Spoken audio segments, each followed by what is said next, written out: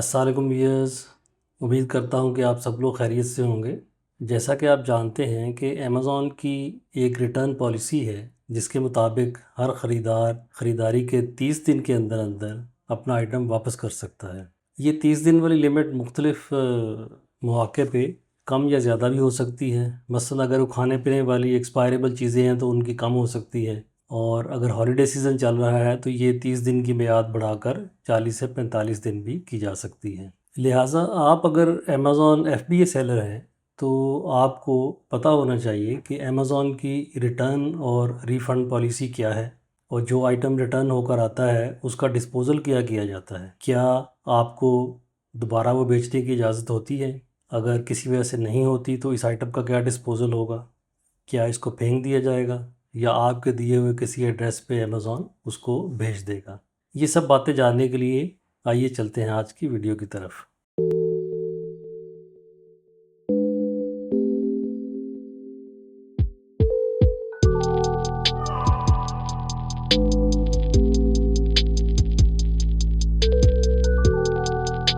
जब भी कोई आइटम अमेज़ॉन को रिटर्न किया जाता है तो अमेज़ॉन की टीम उस आइटम की इंस्पेक्शन करती है जिसका नाम है रिटर्न इवैल्यूएशन। इसमें वो उस आइटम की हालत का तफसील से जायज़ा लेते हैं और देखते हैं कि उसके अंदर क्या डैमेज है, क्या ये दोबारा सेल किया जा सकता है, और अगर डैमेज है तो वो किस तरीके से कॉज़ हुआ।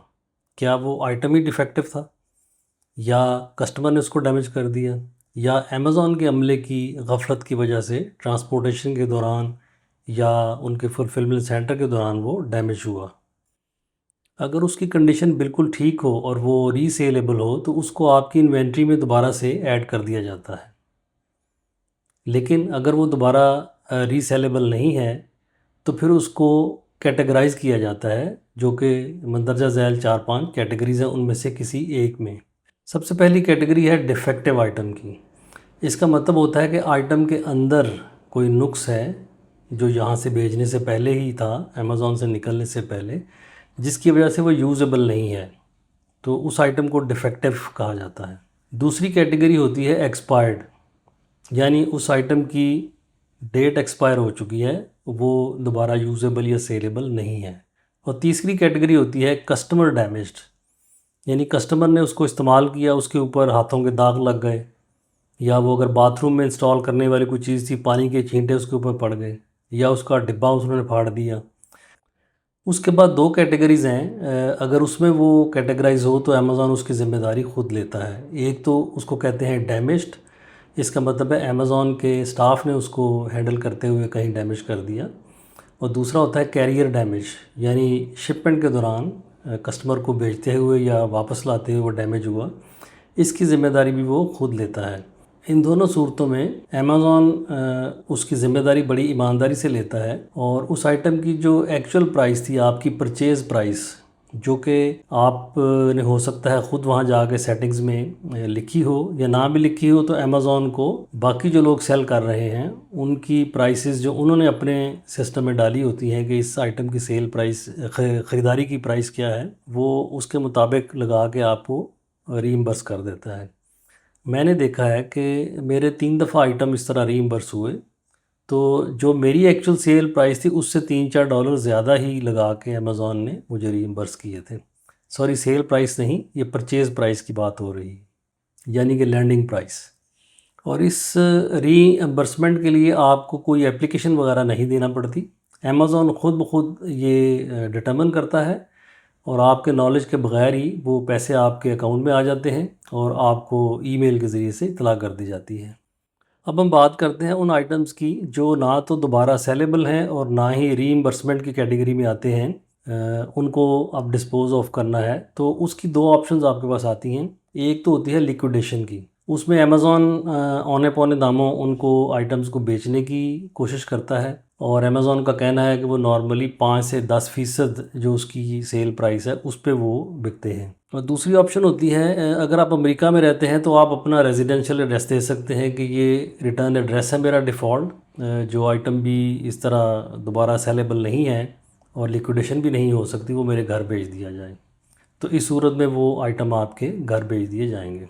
यहाँ पे एक चीज़ नोट करनी ज़रूरी है कि कुछ ऐसी कैटेगरीज़ हैं प्रोडक्ट्स की, उनमें से अगर कोई चीज़ वापस आए तो उसको अमेज़ॉन इमीडिएटली डिस्पोज ऑफ कर देता है। डिस्पोज ऑफ का मतलब है कि उसको रद्दी की टोकरी में फेंक दिया, उसके ऊपर ना तो कोई इंस्पेक्शन होगी ना कोई बाकी का प्रोसेस होगा। इस कैटेगरी में नॉर्मली वो चीज़ें आती हैं जो हैज़र्डस होती हैं या ह्यूमन हेल्थ से उनका ताल्लुक़ होता है या सेफ्टी के साथ कोई ताल्लुक़ होता है। मसलन टूटा हुआ शीशा, ओपन पर्सनल केयर के आइटम्स, यानी कोई ब्यूटी क्रीम है या टूथपेस्ट है, टूथब्रश है, अगर वो आपने खोल लिया, उसको यूज़ कर लिया तो वो फेंक दिया जाएगा। उसके अलावा कंज्यूमेबल चीज़ें हैं जो इस्तेमाल करके थोड़ी सी खर्च हो जाती हैं और कम हो जाती हैं, वो भी इसी कैटेगरी में आती हैं। उनको अगर कस्टमर ने खोल कर इस्तेमाल कर लिया तो उनको ज़ाया कर दिया जाएगा। इसके अलावा बेबी आइटम्स हैं, मसलन उनके दूध वाले फीडर वगैरह। इसके अलावा इसमें सेक्सुअल हेल्थ से रिलेटेड चीज़ें हैं, मसलन कॉन्डम्स वगैरह उसमें आ जाते हैं। और दूसरी कुछ फ्लेमेबल्स चीज़ें भी हैं। उन सब को जब वो रिटर्न होकर आएंगी, एक दफ़ा पैकिंग खुल गई, तो उनको दोबारा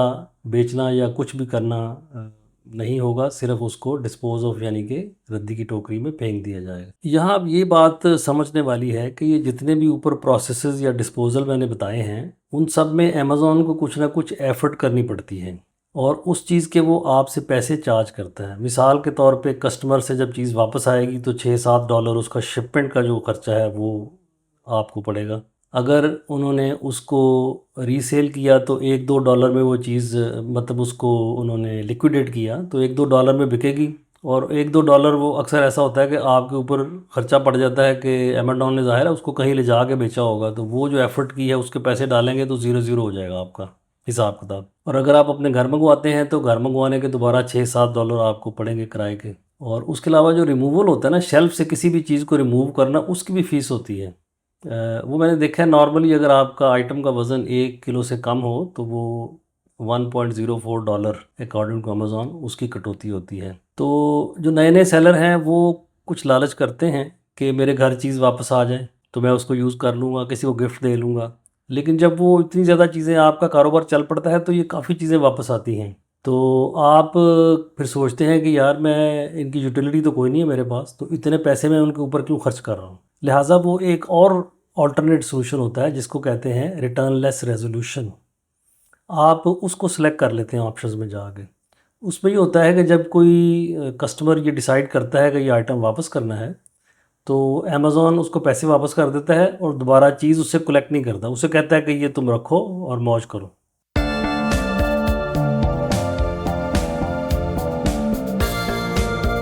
तो व्यूअर्स, आपने अपने अकाउंट के सेलर सेंट्रल में एटिंग्स सेटिंग्स के आइकन को क्लिक करना है और यहाँ पे फुलफिलमेंट बाय अमेज़ॉन को क्लिक कर देना है। यहाँ पे अमेज़ॉन फुलफिलमेंट के हवाले से बहुत सारी सेटिंग्स हैं जिनका हम सिर्फ नाम लेते हैं और आगे चलते हैं। जो एक्चुअल सेटिंग्स रिटर्न के हवाले से हैं फिर उनको हम तफसील से देखेंगे। इसमें सबसे पहले है ऑप्शनल सर्विसेज, उसके बाद है इनबाउंड सेटिंग्स, उसके बाद है FBA return evaluation and ownership settings, ये हम देखेंगे। और नीचे है ऑटोमेटेड अनफुलफिलेबल सेटिंग्स, यानी वो चीज़ें जो बिक नहीं सकती उनका क्या करना है। और फिर है ऑटोमेटेड फुलफिलेबल सेटिंग्स, कि वो चीज़ें जो फुलफिलेबल तो हैं लेकिन फिर भी अगर आपने उनको रिमूव करना है किसी प्रॉब्लम की वजह से तो वो कैसे आप सेटिंग उसकी कर सकते हैं। और एक हम देख लेंगे एफबीए डोनेशन प्रोग्राम। ये दोनों जो आखिरी मैंने बोले हैं, ऑटोमेटेड फुलफिलेबल और डोनेशन प्रोग्राम, ये डायरेक्टली रिटर्न पॉलिसी से रिलेटेड तो नहीं है, लेकिन हम इनका वैसे एक नज़र जायज़ा ले लेंगे। तो सबसे पहले हम आते हैं FBA return evaluation and ownership settings. इसमें हम एक एक चीज़ को एडिट का बटन दबाएंगे और इनको सेटिंग देखेंगे। पहला है रिटर्न लेस रेजोल्यूशन। ये मैं ऑलरेडी आपसे जिक्र कर चुका हूँ कि रिटर्न लेस रेजोल्यूशन क्या होती है, कि आप कस्टमर को इजाज़त देते हैं कि वो आइटम अपने पास रखे और पैसे भी वापस ले लें।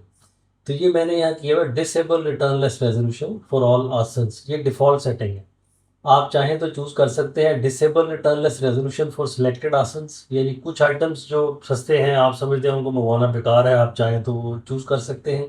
Enable return less resolution for all ASINs, enable return less resolution for selected ASINs, all changes will take effect immediately. तो यहाँ से आप ये वाली चीज़ चूज़ कर सकते हैं। इसको मैं करता हूँ कैंसिल।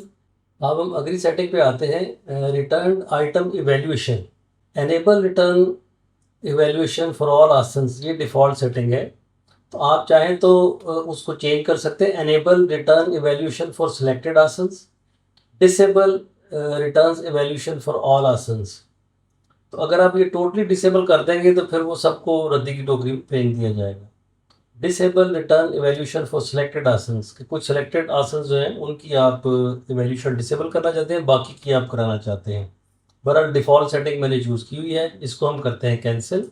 अब हम पहली कैटेगरी जो थी, पहली हेडिंग, उसके तीसरे वाली सेटिंग्स में आते हैं, डैमेज इन्वेंट्री ओनरशिप, कि जो डैमेज इन्वेंट्री है वो किसके ज़िम्मे डाली जाएगी। ये है Amazon, enable Amazon to assume ownership of all ASINs, default setting है ये, कि ये वो डिटर्मिन करेंगे कि ये डैमेज किस वजह से हुआ है। Enable Amazon to assume ownership of selected ASINs, ये कुछ आसन आप चूज कर सकते हैं। Disable Amazon to assume ownership of all ASINs, कि बिल्कुल अमेज़ॉन को जिम्मेदारी लेने की जरूरत नहीं है। Disable Amazon to assume ownership of selected ASINs, तो ये मतलब है कि ओनरशिप वो अमेज़ॉन की अगर जिम्मेदारी में वो ख़राब हुआ हो तो फिर वो उसकी ओनरशिप ले लेता है और आपको उसके पैसे रीइंबर्स कर देता है।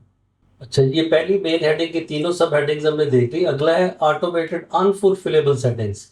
तो ये नीचे जितनी भी सेटिंग्स हैं वो इंडिविजुअली एनेबल या डिसेबल नहीं होती, वो यहीं से हम उसको एडिट करेंगे। ये हमने क्लिक किया तो ऑटोमेटेड अनफुलफिलेबल सेटिंग्स एनेबल करनी है या नहीं करनी, ये एनेबल की हुई हैं। एनरोल इन वैल्यू रिकवरी ऑप्शंस, ये अगर आप कर देंगे तो वैल्यू रिकवरी ऑप्शंस होती हैं कि उनको पौने पौने दामों बेचने की बजाय कैटेगराइज करेगा अमेज़ॉन। और वो कैटेगरीज क्या हैं वो यहाँ पे है, नीचे देखें। यूज्ड अगर हो तो लाइक न्यू 70% की सेल प्राइस जो आपने तय की है उसकी 70% पे बेचेगा, ये आप एडिट कर सकते हैं, ये मैंने खुद की हुई है। वेरी गुड कंडीशन में हो तो 65% ऑफ द प्राइस पे बिकेगा, यूज होगी तो गुड पे होगा, और यूज हो तो एक्सेप्टेबल उससे कम कैटेगरी तो 50% की प्राइस पे बिकेगा। ये आपने देखा होगा बास लिस्टिंग्स के बाय बॉक्स के नीचे लिखा होता है also available by 3 people as used, वो आइटम अवेलेबल होता है। तो वो इस तरह के आइटम होते हैं। जब आपने ये ऑप्शन लगा दी और आपका कोई आइटम इस कैटेगरी में फॉल कर गया तो अमेज़ॉन आप ही की लिस्टिंग के नीचे ये लगा देगा कि ये वाला आइटम यूज़ कंडीशन में है और उसकी कंडीशन वेरी गुड है, और वो प्राइस भी उसने खुद ही कैलकुलेट करके वहाँ पे लगाई होगी। तो जब आपने ये ऑप्शन सेलेक्ट की हो तो आपने ये पहले रीइंबर्समेंट का चूज़ किया है। Depending on the item, fulfillment by Amazon can retape, re-glue and re-staple the boxes, remove excessive tape, non-product labels and stickers, and rebox branded and unbranded corrugated boxes. Corrugated boxes होते हैं brown colour के जिनके ऊपर कुछ लिखा लिखा नहीं होता और सॉर्ट ऑफ पैकिंग मटेरियल से बने होते हैं। Shoes and apparel refurbishment can include steaming and removing stains and orders. तो इस सर्विस के अमेज़ॉन ज़ाहिर है पैसे लेता है और उसको दोबारा सेलेबल बना के बेचने की कोशिश करता है। ग्रेड एंड रीसेल, ये ग्रेडिंग मैंने आपको बता दी है। Your unsaleable inventory will flow through the following value recovery options, यानी हत्तल मुकान वो उसकी वैल्यू रिकवर करने की कोशिश करेंगे और उसके लिए क्या स्टेप्स होंगे। पहला होगा रिफर्बिशमेंट, यानी उसको बेहतर करके पॉलिश वॉलिश करके जूतों को बेच दिया जाए। ग्रेड एंड रीसेल दूसरा स्टेज पे। और तीसरी है लिक्विडेशन। लिक्विडेशन में आता है वो बिल्कुल औने पौने दामों जो मैंने बताया था, 5% 10% ऑफ सेल प्राइस पे वो लोगों को दे देते हैं। और रिटर्न और डिस्पोज, रिटर्न का मतलब कि आपके घर भेज देगा और या आपके दिए हुए एड्रेस पे भेज देगा, और डिस्पोज का मतलब है कि रद्दी की टोकरी में फेंक दिया जाएगा। तो ये सारा प्रोसेस चलता है। ये लिक्विडेशन मैंने चूज़ नहीं की, ठीक है। लिक्विडेशन अगर आप करेंगे तो वो फिर 5-10% पे भेज देगा। ये लिक्विडेशन या होम में से कोई एक चीज़ आप चूज़ कर सकते हैं, यानी सेंड टू होम या लिक्विडेशन। तो ये नीचे मैंने रिटर्न चूज़ किया हुआ है, डिस्पोज नहीं किया हुआ, यानी जैसे भी हालत है वो रिटर्न कर दिया जाए। तो मेरा ये क्लाइंट भी अभी नया नया है तो हमने यही ऑप्शन चूज़ किया है कि चलो 4-5 पीस घर आ जाएं तो यारों दोस्तों को गिफ्ट दे दिए जाएंगे। फिर जब हमारी सेल बढ़ जाएगी और रिटर्न भी बढ़ जाएंगे तो फिर मेरा ख्याल है हम भी वो लास्ट ऑप्शन जो है कि रेजोल्यूशन विदाउट रिटर्न वो हम साइन कर लेंगे। उसके नीचे फिर आ जाता है आपका नाम एड्रेस वगैरह सारा, और ये आप अपडेट पे लगाएंगे तो ये सेटिंग सारी चेंज हो जाएंगी। अब हम वापस चलते हैं अच्छा, ये तो वो सेटिंग थी जिनका ताल्लुक आज की इस वीडियो से था, यानी कि रिटर्न पॉलिसी और उसकी जो सेटिंग्स हैं। अब ये दो चीज़ें वैसे मैं आपको दिखाना चाहता हूँ। ऑटोमेटिक फुलफिलेबल सेटिंग्स, ये वो सेटिंग होती हैं कि आपकी इन्वेंट्री वैसे तो फुलफिलेबल है, कंडीशन उसकी ठीक है, लेकिन किसी वजह से आपने रिमूव करनी है। मसलन 365 दिन तक ना बिके अगर कोई चीज़, तो अमेजोन इजाज़त नहीं देती 365 दिन से आगे, वो कहेगा रिमूव करो इसको। तो आपने वो रिमूव करनी है, वो सेटिंग उसकी आप करेंगे किधर भेजनी है, ठीक है। या आपको कोई वार्निंग मिल गई है, कोई आपकी आईपीएक्स प्रोग्राम की वायलेशन हो गई है किसी और के पेटेंट की या ट्रेडमार्क की, तो रिमूव का ऑर्डर मिल गया है, उस सूरत में भी आपको रिमूव करनी है। तो ये देखते हैं ये सेटिंग आप क्या कर सकते हैं। इसमें है जनाब ऑटोमेटेड फुलफिलेबल सेटिंग्स, ये मैंने डिसेबल की हुई हैं। ये अगर अनेबल कर देंगे तो वो जो डिफ़ॉल्ट टाइम होता है 365 डेज़ का, उसके बाद वो खुद ही उसको डिस्पोज ऑफ कर देंगे जो भी इंस्ट्रक्शंस आपने दी हुई हैं। वो इंस्ट्रक्शंस क्या हैं? रिमूवल ऑप्शन, रिटर्न या डिस्पोज। तो ये चूँकि डिसेबल है इसलिए ये वाली डिसेबल है। अगर मैं इसको एनेबल करूँगा, अब मुझे बताना है कि टाइम कितना है, कितने महीने के बाद उसको हटाना है ऑटोमेटिकली, और रिटर्न का एड्रेस भी मुझे देना होगा नीचे। फिर ये मांग रहा है रिटर्न का एड्रेस, ठीक है। तो मैंने ये नहीं किया बिकॉज 365 डेज़ बहुत होते हैं, और जब वो 365 डेज़ नज़दीक आ रहे हों किसी पर्टिकुलर लिस्टिंग के, आपको सेलर के डैशबोर्ड पे वार्निंग्स आनी शुरू हो जाती हैं, तो आप खुद ही उस वक्त पर डिसाइड कर सकते हैं कि इसका क्या इलाज आपने करना है। इसको हम करते हैं कैंसिल।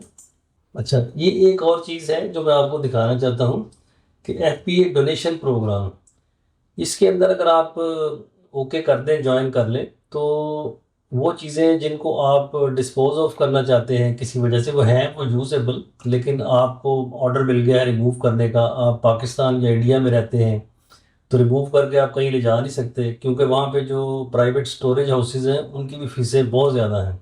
वो आपको पता चलेगी तो आप हैरान हो जाएंगे कि अमेरिका में हर चीज़ बहुत महंगी है।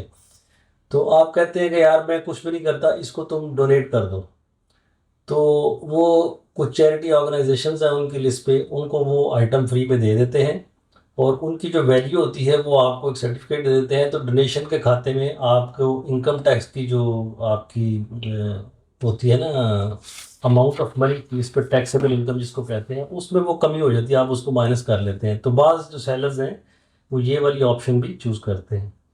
तो उम्मीद है कि आपकी कन्फ्यूजन इस बारे में दूर हो गई होगी कि अमेज़ॉन की रिटर्न पॉलिसी क्या है और वो किस तरीके से रिटर्न्स को हैंडल करता है। टिल नेक्स्ट वीडियो, अल्लाह हाफिज़।